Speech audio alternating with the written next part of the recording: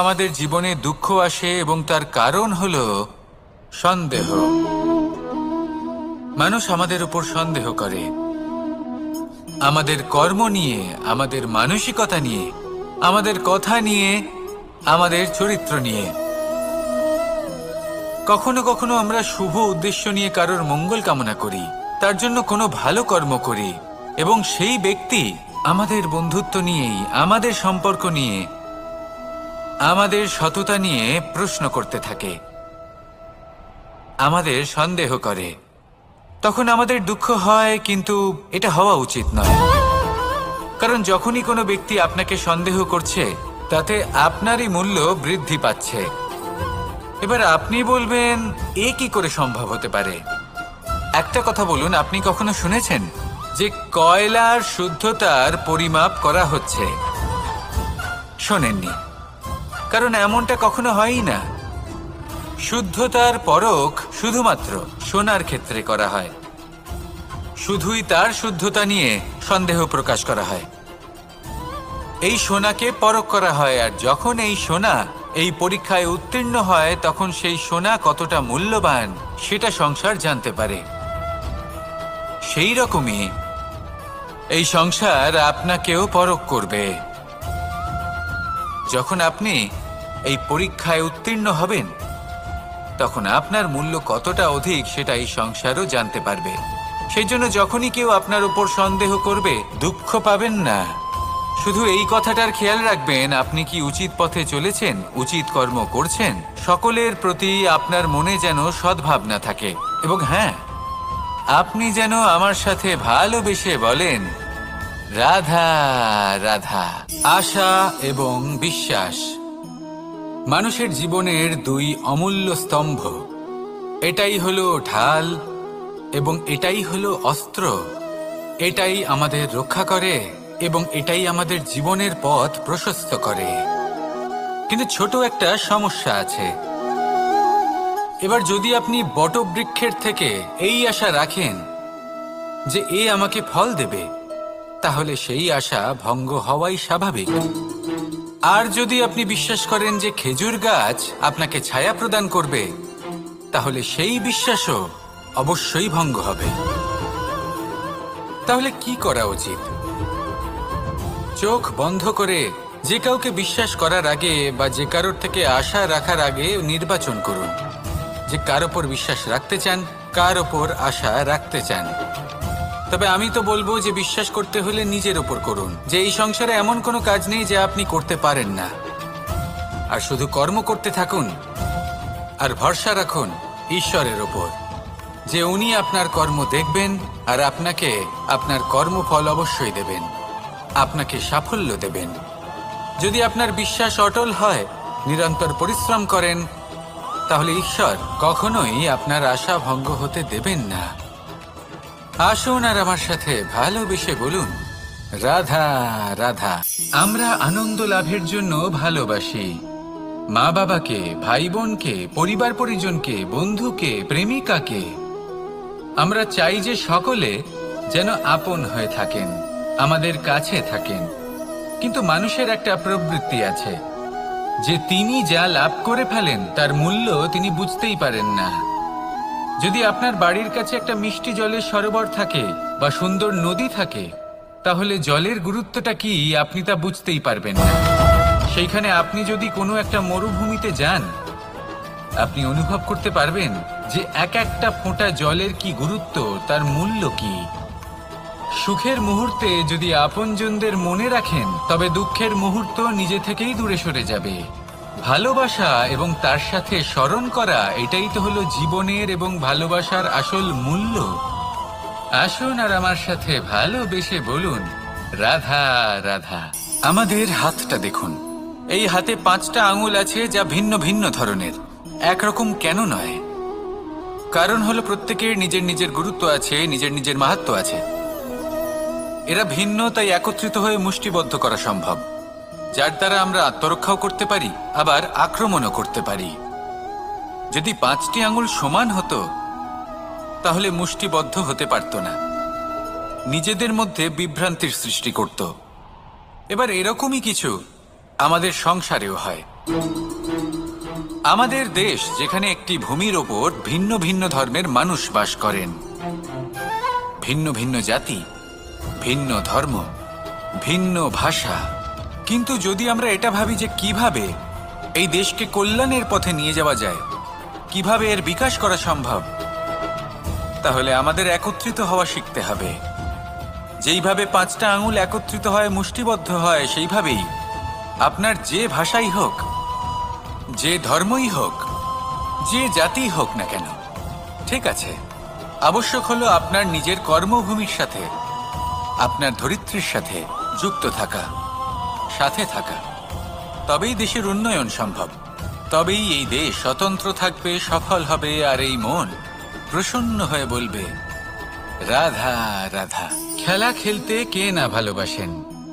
আমরা প্রত্যেকেই যখন সময় পাই, সুযোগ পাই, তখনই আমরা কোনো খেলা খেলি। খেলার সময় 2 ধরনের মানুষ ওখানে থাকেন। 1, যারা অংশগ্রহণ করেন, আর 2, যারা দেখতে থাকেন, যারা দর্শক হয়ে দেখেন, যারা নিজের পক্ষের বিজয়ের ফলে উচ্ছ্বসিত হয়ে থাকেন, পরাজয়ের ফলে শোক পালন করেন, পরামর্শ দিয়ে থাকেন। আর বিজয়ী কে হন? বিজয়ী তিনি হন যিনি অংশগ্রহণ করেন। নির্বাচন আপনাকে করতে হবে, আপনি কি করতে চান? আপনি কি খেলোয়াড় হতে চান, নাকি আপনি দর্শক হতে চান?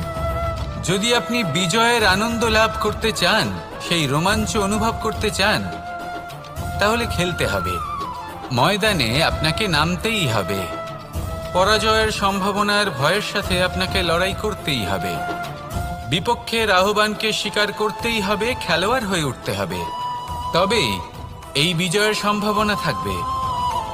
আসলে কি, দর্শক হয়ে পরামর্শ দেওয়া অত্যন্ত সহজ, ময়দানে নেমে অংশগ্রহণ করা অত্যন্ত কঠিন।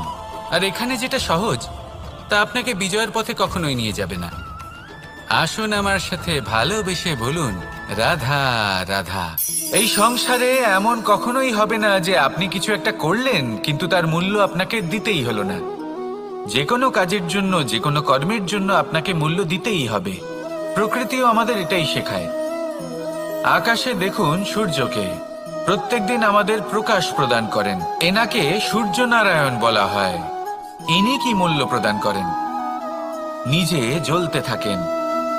ধরিত্রী মাতা, এই ভূমি, ইনি কি মূল্য প্রদান করেন? প্রহার সহ্য করেন। আমরা এই ধরিত্রীতে প্রহার করে মাটি খুঁড়ে তাতে বীজ বপন করি, তবেই আমরা অন্ন লাভ করি, তবেই ফসল পাই। জীবনে যদি আপনাকে সফল হতে হয়, সম্মান পেতে হয়, যশ পেতে হয়, তাহলে আপনাকে মূল্য দিতেই হবে। যদি আপনি সাফল্য লাভ করতে চান, তাহলে দিন রাত আপনাকে ত্যাগ করতে হবে, যেখানে সমগ্র সংসার সন্তোষ অনুভব করছে, আর আপনাকে করতে হচ্ছে পরিশ্রম। যদি আপনি সম্মান প্রাপ্ত করতে চান, তাহলে আপনাকে সেই সুখ ত্যাগ করতে হবে যা সবার কাছে রয়েছে। যদি আপনি যশ লাভ করতে চান, তাহলে নিজের অন্তরকে মেরে ফেলা আপনাকে শিখতে হবে, তবেই আপনি যশ লাভ করবেন। জীবনে শুধুমাত্র ধন মূল্যবান নয়, কিন্তু এই যে মূল্যের কথা আমি বলছি, সেটা যদি আপনি দিতে পারেন, তাহলে নিশ্চিত রূপে এটা আপনাকে আরো মূল্যবান করে তুলবে, নিশ্চিত রূপে গড়ে তুলবে। তাহলে এটাই করুন আর আমার সাথে ভালোবেসে বলুন রাধা রাধা। মানুষের শরীর থেকে যা কিছু নির্গত হয় সবই পচনশীল, তা থেকে দুর্গন্ধ বেরোয়, একটা ঘৃণাবোধ জন্ম নেয়। আমাদের রক্ত হোক, অবশিষ্ট হোক, ঘাম হোক, নিঃশ্বাস হোক, আবার এমনকি যখন আমরা মনুষ্য শরীর ত্যাগ করি, তারপরেও এই শরীরেও পচন ধরে, তার থেকে দুর্গন্ধ বেরোয়। কিন্তু বিষয়টা হলো, এটা আমাদের হাতেই নেই। তাহলে আমাদের হাতে কি রয়েছে? আমাদের কর্ম, আমাদের উদ্দেশ্য, আর আমাদের বাণী। যদি এইগুলো শুভ রাখেন, তাহলে শুধু নিজে সুগন্ধিত থাকবেন না, এই সমগ্র সংসারকে সুগন্ধিত করে তুলবেন। কথায় আছে যে বাণীর থেকে অধিক মূল্যবান আর কিছুই নেই। সেই জন্য যে কোনো কথা বলার আগে নিজের শব্দকে নিজের মনের তুলাদণ্ডে মেপে দেখুন, তারপরে তার প্রয়োগ করুন।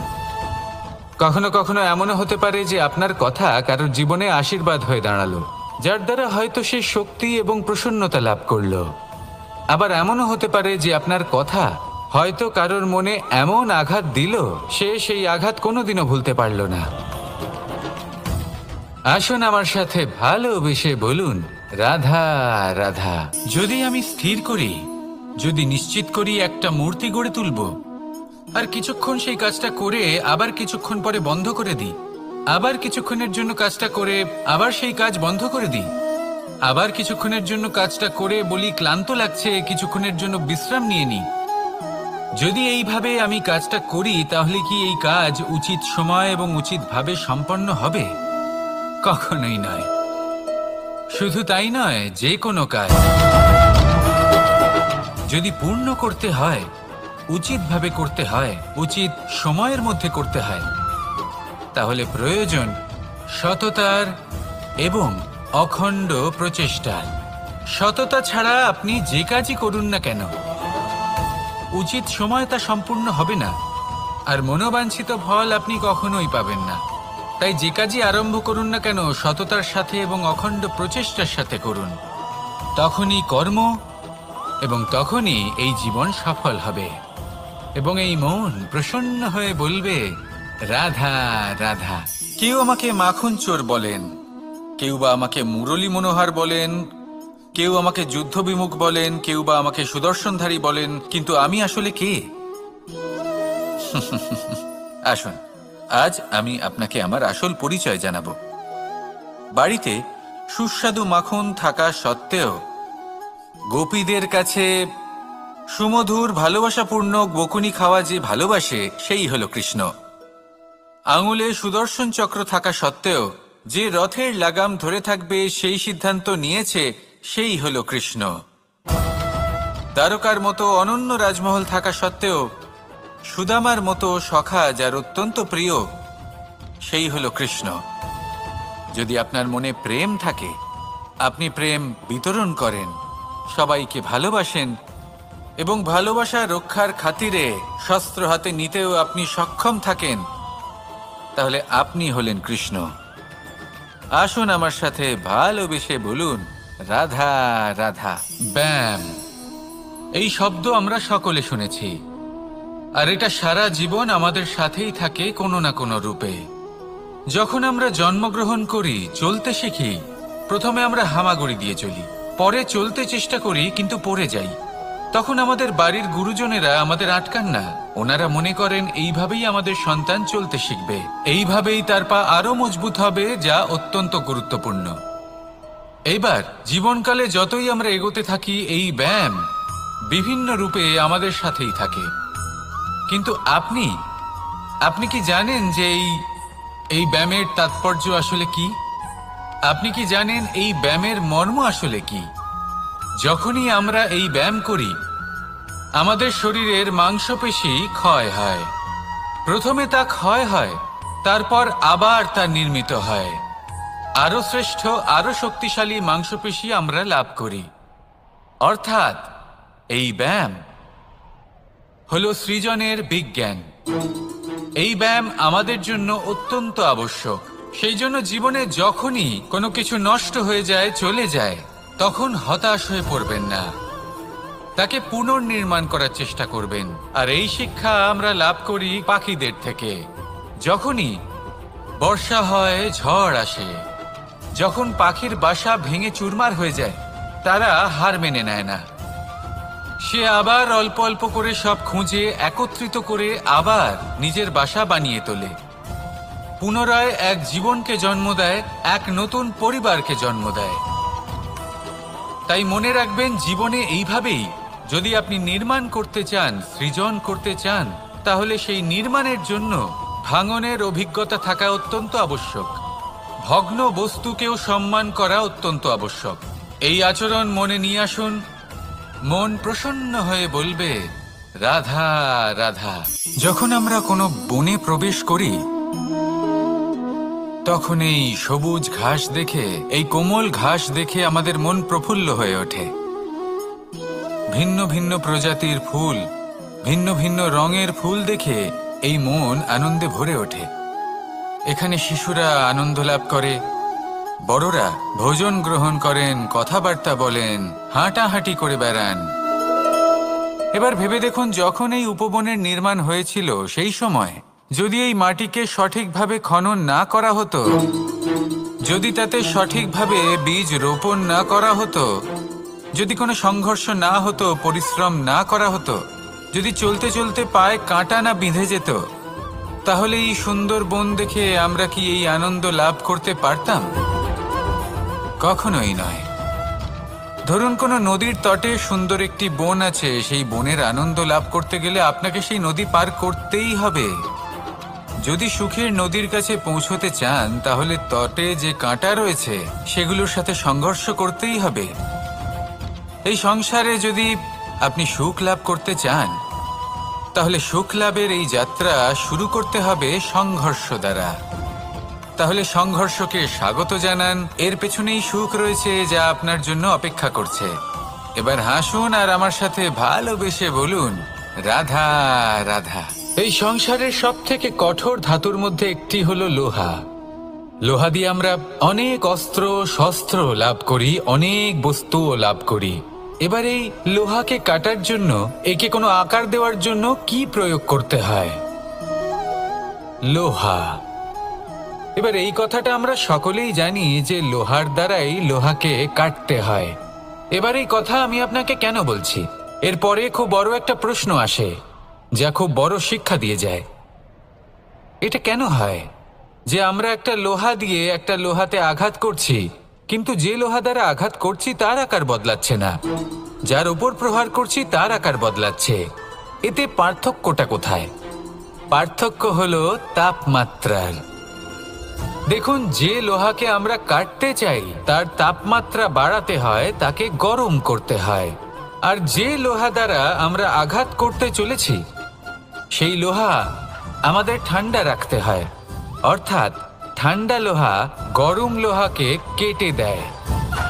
এবার এই শিক্ষা কি আমাদের জীবনে যথেষ্ট নয়? আমাদের জীবনে অনেক সমস্যা আসতে পারে, কিন্তু আমাদের এই বিষয়ে বিশেষ খেয়াল রাখতে হবে যে আমাদের মনকে আমরা যেন ঠান্ডা রাখি, এই মস্তিষ্ককে শান্ত রাখতে হবে। যদি আমরা ক্রোধ বা ঈর্ষার আগুনে জ্বলতে থাকি, বিদ্বেষের আগুনে জ্বলতে থাকি, তাহলে আমরাও সেই লোহার মতোই হয়ে যাব যার তাপমাত্রা অত্যন্ত বেশি। তখন যে কেউ এসে সে আমাদের বিচ্ছিন্ন করে চলে যাবে। মনে রাখবেন, যিনি যত বেশি স্থির বুদ্ধির অধিকারী, যিনি হলেন সব থেকে বেশি শান্ত, তিনি হলেন সব থেকে বেশি বলশালী। তাহলে শান্ত থাকুন আর আমার সাথে ভালোবেসে বলুন, রাধা রাধা। বড়ই অদ্ভুত ব্যাপার। একটি পাথরের প্রতিমা যখন মন্দিরে স্থাপিত হয়, তখন তা আমাদের কাছে ভগবান সম হয়ে দাঁড়ায়। কিন্তু যখন একজন জীবিত মানুষ মন্দিরে গিয়ে থাকেন, তখন তার শরীর, মন, আত্মা সেই সব পাথর সম হয়ে দাঁড়ায়। কিন্তু এমনটা আমি ঠিক কেন বললাম? ভেবে দেখুন।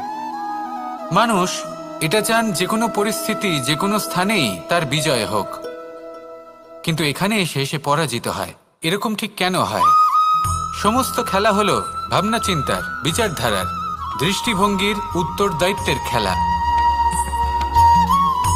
পাষাণের এই প্রতিমা, তার একটি উত্তরদায়িত্ব আছে, আশা ধরে রাখার দায়িত্ব।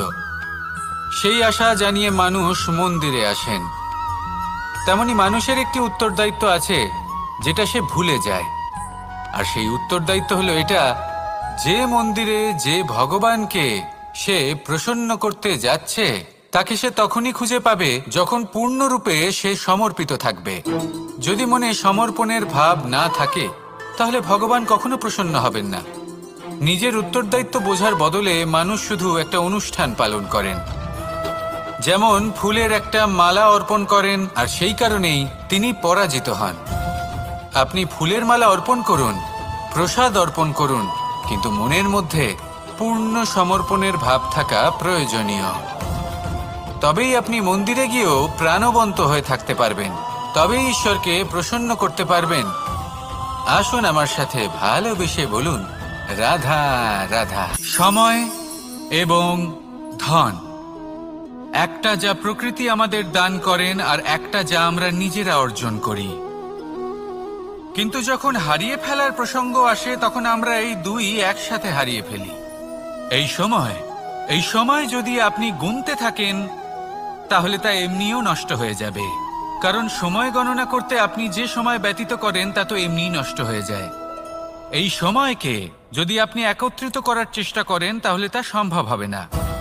সময়ের বিষয়ে শুধু একটাই কথা বলবো, আপনি যদি একে ব্যবহার করেন তাহলেই জীবনে বৃদ্ধি হবে। ধনের সাথেও এটাই হয়। কথায় আছে যে এই ধনের দ্বারাই ধন অর্জন করা সম্ভব। যদি আপনি এই ধনের যত্ন নেন এবং একে সামলে রাখেন তাহলে ধন আপনাকে সামলে রাখবে। এবার সময় আমরা প্রচুর পরিমাণে পাই, কিন্তু তার অর্থ এটা নয় যে আমরা তা নষ্ট করি। বাস্তব অর্থে সময় তা অত্যন্ত মূল্যবান। এর সদ্ব্যবহার করা যদি আপনি শিখে যান তবে এই সময়ও আপনাকে অবশ্যই অতি মূল্যবান করে তুলবে।